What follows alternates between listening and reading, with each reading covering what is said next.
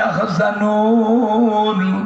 আল্লাহর ওলি বান্দা, আউলিয়ায়ে কেরাম, হাক্কানি পীরে কামেল, ওলামায়ে হাক্কানিদের সাথে কেউ যদি বিয়াদবি করে, তুচ্ছ-তাচ্ছিল্য করে, যা তা করে, তুই তুকারি করে, আল্লাহ পাক তাদের কথা বলেন, ওরা যে তৈরি হয়ে আছে কিয়ামতের ময়দানে, আমি আল্লাহ পাক আমার সাথে লড়াই করার জন্য যেন আসে। জোরে বলুন নাউযুবিল্লাহ।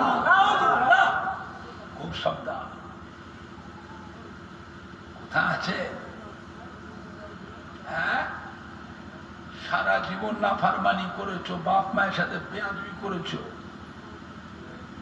আল্লাহর হক বান্দার হক নষ্ট করেছো, হ্যাঁ, কত বড় বড় অন্যায় কাজ করেছো, আর 4 দিন নামাজ শিখে একবারে মাথা কিনে নিয়েছো না? 4 দিন নামাজ শিখে মাথা কিনে নিয়েছে, বলেছে কি হয়ে গেছে? হসাছে। আল্লাহ যদি পূর্বের কালে জীবনের গোনা যদি হিসাব ধরে, আপনার জীবনের প্রথম জীবনের গোনা যদি আল্লাহ হিসাব ধরে, তখন কি হবে? হ্যাঁ, আল্লাহ নবী দো জাহানের বাদশাহ, চাচি আম্মা ইন্তেকাল হলে, চাচি আম্মার ইন্তেকালের পর সাহাবায়ে কেরামদের কাছে আল্লাহ নবী কান্নায় ভেঙে পড়লেন। সাহাবায়ে কেরামরা জিজ্ঞেস করল, হুজুর আপনি কাঁদছেন কেন? বাবা, আমার চাচি আম্মা আমাকে মায়ের মতো ভালোবাসতেন,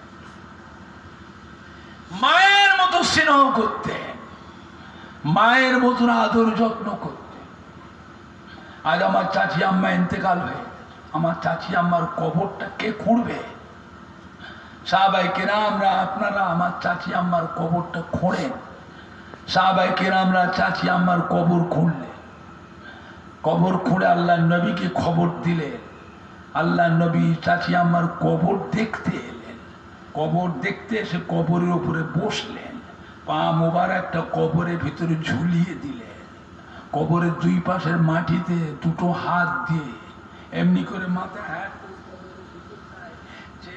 দেখছেন, হাওয়া হাউ করে কাঁদছেন। আমার চাচি আমি কবরে কেমন করে থাকবে? আল্লাহ নবী চাচি আম্মার কবরের ভিতরে নেমে পড়লেন। কবরে নেমে শুয়ে গড়াগড়ি দিয়ে কাঁদতে লাগলেন। একেবারে কবরের ভিতরে শুয়ে গড়াগড়ি দিচ্ছেন আর হাউ হাউ করে কাঁদছেন। কবরে ধুলো, মাটি, বালু, কাঁকর গুনু আল্লাহ নবীর গোটা শরীরে মেকে গেছে। সাহাবায়ে কেরামরা অবস্থা দেখে আল্লাহ নবীকে কবরের ভিতরতে ধরাধরি করে ওপরে তুললেন। শরীরে ধুলো মাটি গুলো সাহাবীরা এমনি করে ঝেড়ে পরিষ্কার করতে লাগলে, ঝেড়ে সাফ করতে লাগলে। জিজ্ঞাসা করে, হুজুর আপনি এরকম করলেন কেন? কবরে নেবে? আল্লাহ নবী বলে, বাবারা, আমার চাচি আম্মাকে আমি একদিন বলেছিলাম, চাচি আম্মা আপনি যদি একবার আমার এই নূরের হাতটা ধরে ইমানের কলেমা পড়ে মুসলমান হতেন, আমি আপনার জন্য আল্লাহর বেহেশতের জামিনদার হয়ে যেতাম। চাচি আম্মা হাসতে হাসতে আমার হাতটা এটা ধরে ফেললেন। বাবা মোহাম্মদ, ও শিশু নবী মোহাম্মদ, আপনি খুশি হবেন বাবা, আমি অন্য কিছু বুঝি না, আপনি খুশি হবেন, আমার আর কোনো মনের দ্বিধা নাই। এখন আমি আপনার হাত ধরলাম, আমাকে পড়িয়ে দেন কলেমা। আমার নবী চাচি আম্মাকে পড়িয়ে দিলেন কালমা লা ইলাহা ইল্লাল্লাহু মুহাম্মাদুর রাসূলুল্লাহ। আজ আমার সেই চাচি আম্মা আমাকে মায়ের মতো ভালোবাসতেন, এত সম্মান করতেন, আদর যত্ন করতেন।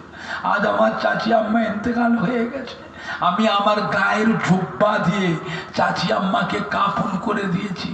চাচি আম্মার কবর খোঁড়া হয়েছে, দেখতে এসেছি।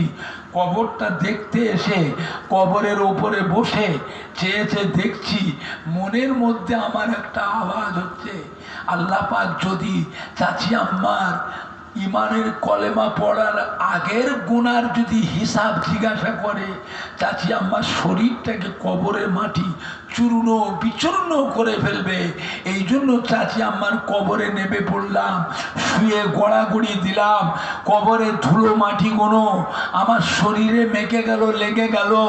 কবরে মাটির সাথে আমি নবীর শরীরের একটা সম্বন্ধ হয়ে গেল।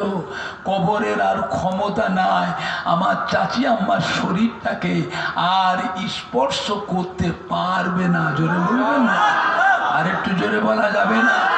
একবার দরুদ শরীফ আল্লাহুম্মা।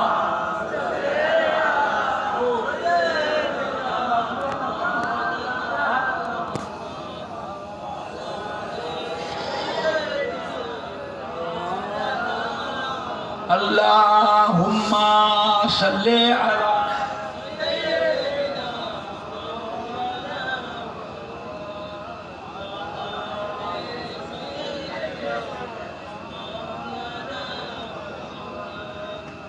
আল্লাহুম্মা সাল্লি আলা